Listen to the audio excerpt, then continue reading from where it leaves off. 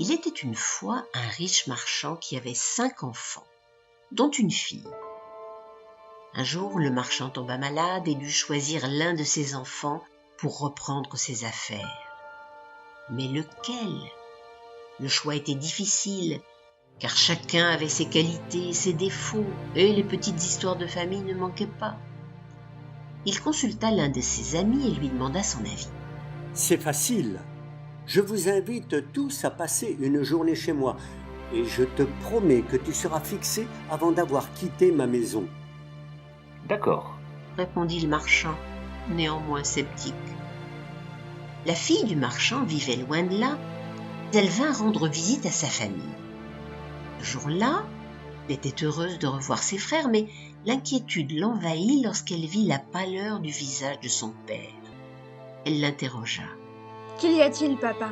Tu vas bien ? » En fait, je me rends compte que tu es mon enfant la plus affectueuse et que c'est sur toi que j'ai pu compter durant toutes ces années. Tu me dirais s'il y avait un problème. Oui. Laisse-moi encore quelques jours et nous nous en parlerons. D'accord. Je t'aime, papa. Je t'aime, ma fille. Bientôt, comme convenu, le marchand se rendit chez son ami avec tous ses enfants. Ce jour-là, il faisait beau et tout était prêt. Le hôte s'était donné beaucoup de peine pour que la journée soit réussie. La propriété était grandiose et son jardin magique. Un petit cours d'eau y serpentait. Les branches des arbres étaient remplies de fruits et un peu plus loin, l'endroit prenait un air sauvage.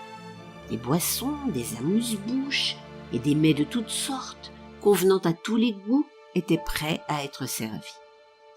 Tous passèrent une très bonne journée entre la promenade, la discussion et la dégustation du repas.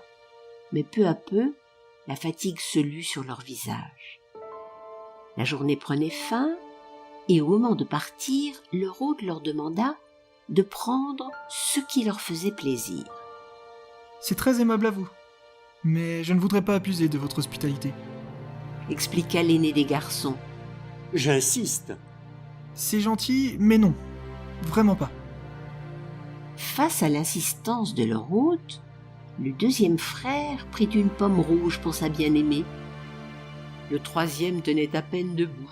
Il avait tellement mangé qu'il en était malade et il n'avait qu'une hâte, rentrer chez lui. Quant au quatrième, il choisit le plateau contenant des fruits qu'il croyait avoir de la valeur. La fille du marchand avait, elle aussi, profité de la journée et elle admirait le beau jardin.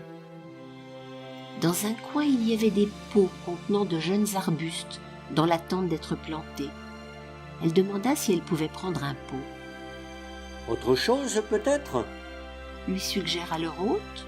« Je ne peux emporter qu'un seul pot, mais si vous me le permettez, je reviendrai. J'aurai donc encore besoin de vous. » Puis elle se retourna vers ses frères et leur dit : « Notre père vient d'acquérir une parcelle de terrain, et si nous y plantions des arbres ? Dans quelques années, nous pourrions avoir un jardin semblable à celui de notre ami. » « Je suis d'accord. » répondit l'aîné des garçons, et se tournant vers leur hôte, il poursuivit. « Si votre proposition tient encore, j'aimerais prendre un deuxième arbuste alors. » « Je vous en prie, puisque je vous propose. » « Le terrain se trouve près de chez moi. » continua un autre frère. « Je peux m'en occuper, mais je demande une récompense. » C'est d'accord, mais si tu t'engages, il faudra que le travail soit bien fait. Rétorqua sa sœur. « Je suis avec vous également. » dit le quatrième frère. « Moi aussi. Mais pour l'instant, je ne vais pas bien. » ajouta le troisième. Le marchand et son ami échangèrent un regard.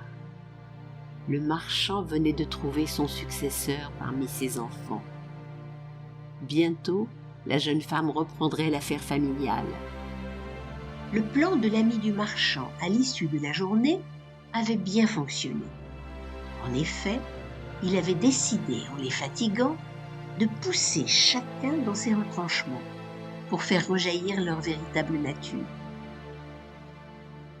La morale de l'histoire : un bon héritier fait fructifier son héritage, et un bon commerçant est celui qui reste équitable et loyal avec ses partenaires tout en développant son affaire.